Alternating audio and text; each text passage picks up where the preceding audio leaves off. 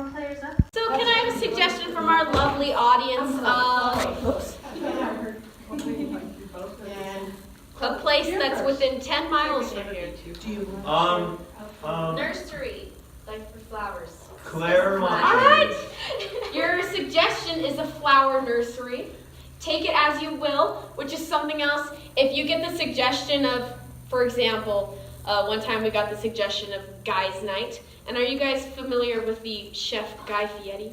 Yeah. No? Diners, Drive-Ins, and Dives? Someone came in and was like, guys, I can't wait to meet Guy Fieri, international famous cook. And so you can take anything as you will. Do you have a better take it as you will example? I was going to say mine was watermelon, and I, in an accent, said like, watermelon. Oh, okay.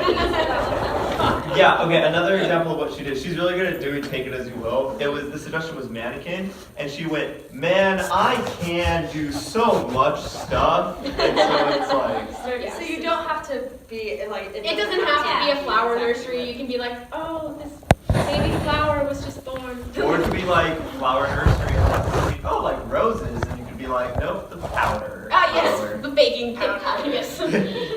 Yes. Okay, well, we'll just switch it up. Your guys' suggestion is a car dealership. Ooh. Take it as you will. That just came to my brain. All right, so players, are you ready for the game of New Choice? Yes! Players begin.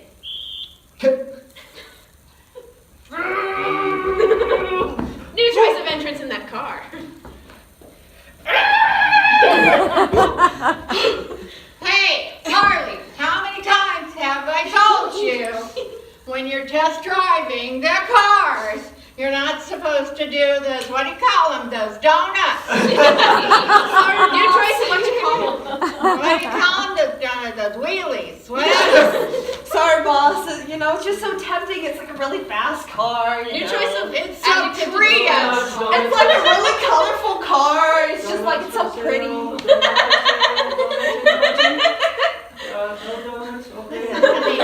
Honey, she's doing the donuts. You're not supposed to sell them. Honey, you know, Uncle Harold, go in the back office. We're offering them to the customers, not the workers. I got a ring. New choice of phone noise. Hello. Ring, ring. Oh, There you are. You're the manager here? yes, I am. I'm the accountant, and you haven't given me your numbers for the last month. You are in trouble. New choice of what she is. You know, here's the thing. You Did you ever know. see Fargo? Fargo thing? Wells Fargo? No, okay. Well, let me tell you. Did somebody order a tree mulcher? Uncle Harold. What did I tell you? New choice of what they ordered. Wait, this is okay. I'll get you the number. When will that be? Hey, boss. You know, I break your house? really can't trust these car dealers. Are you busy? I'll get you your number. Don't worry. Okay? Bye-bye. What do you need a break for? You just got here. You know,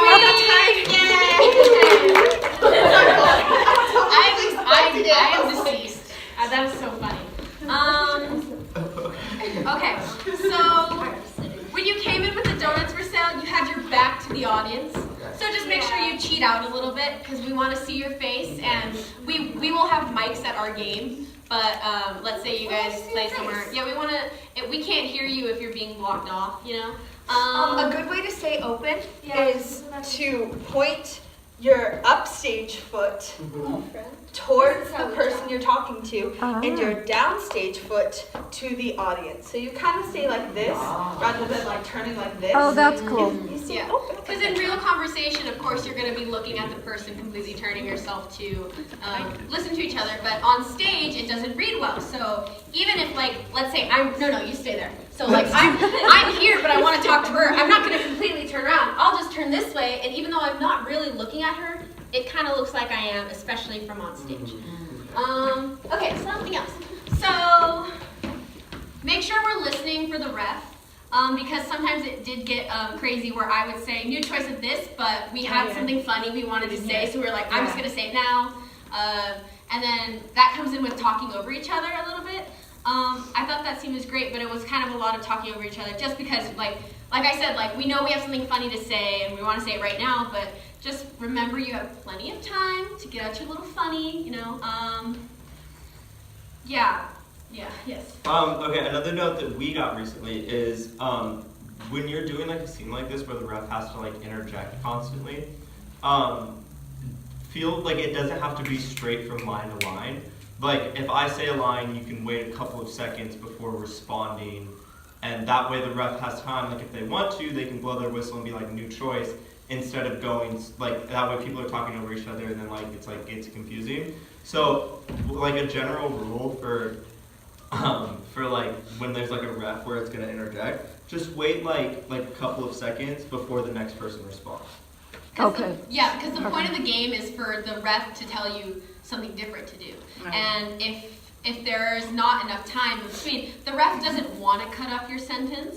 They want to give you enough time to finish what you're saying. But if you keep like interjecting, then he's gonna have to cut off your sentence. And it's gonna be really funny. Yeah. So it's kind of like in real conversation, you're not gonna be like saying something and then she's saying something and I'm saying something, and you're gonna give time to like process in your brain a little bit, which is what the ref needs to be able to tweet and give you that new suggestion. So, well, the ref, my problem is that these are slowly becoming ornamental. Just yeah, the ref will have a whistle and a microphone. Yeah. So you'll be able to hear them just fine. It's just a little difficult in here because like bad acoustics, a lot of people, no microphone, no whistle. Yeah. The whistle will help a lot. It's a loud whistle. Yeah. Especially my phone whistle wasn't doing too hot. So yeah.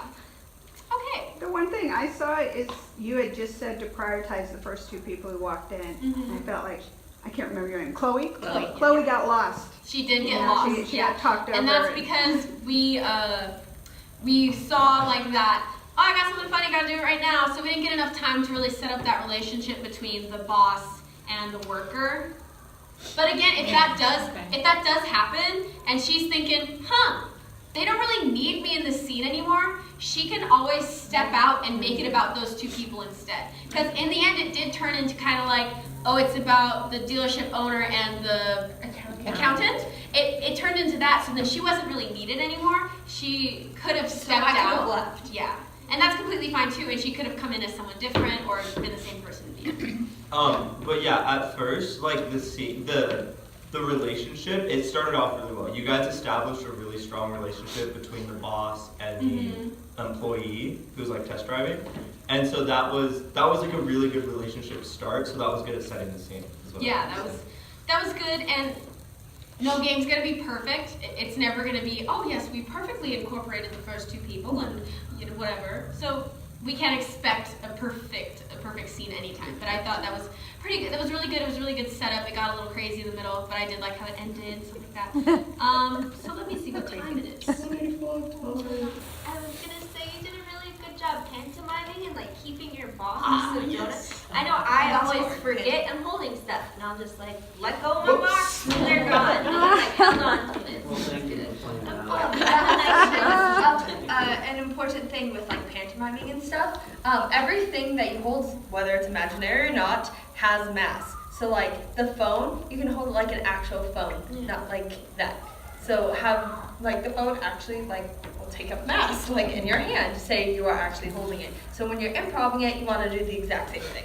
Yeah, so pantomime is another big thing in improv, where you can't just be like, oh, I've got a baby in my hand. You gotta like hold the baby nicely. Like earlier when we were playing I Am a Tree, that's kind of something that we were kind of thinking of, like instead of just coming up and saying I'm a syringe, you went I'm a syringe. You're saying I'm the person mowing the lawn. You push the lawnmower. We want to do some of that in our scenes, which we call scene work.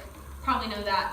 Where instead of just being like, oh, I'm washing dishes, you'd be like, oh, I'm washing the dish. You get the soap on the sponge, you kind of lather it up, you wash the dish, and you rinse it, and you dry it off, and put it away, stuff like that. You want to just make sure that it's more than just talking to each other. You kind of want to be doing something so that the audience has something to kind of pay attention to, because if it's just a scene of us talking back and forth, it's gonna get really boring. Yeah, and sometimes it's fun to start it off with scene work, like how she came in just getting in the car and stuff like that.